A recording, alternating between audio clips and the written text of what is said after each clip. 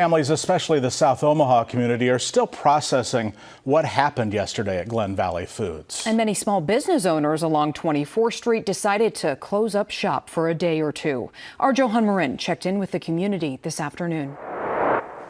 Today, South 24th Street is seeing traffic again, a stark contrast from yesterday when this area felt like a ghost town. Many businesses close up shop to show their solidarity with the immigrant community. We thought it was the right thing. We get a lot of support from the immigrant community, so why not support them?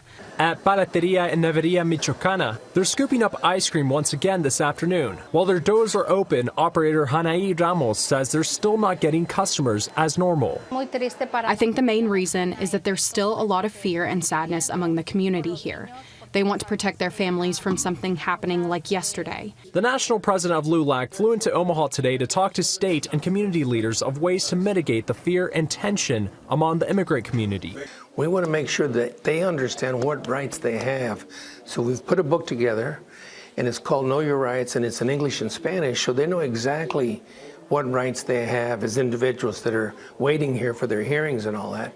Palomares believes the ICE operations in Los Angeles and Omaha are inhumane. They're doing these things at a level, and the way they're carrying them out, it's unacceptable to us as an organization, and we're going to do everything that we can to help and protect these families. For small business owners like Yanai Ramos, she hopes things get better. No one deserves to get treated this way. We all belong to live here. In South Omaha, I'm Johan Marin, First Alert 6. LULAC hopes to also speak with some of the families of those who were detained yesterday.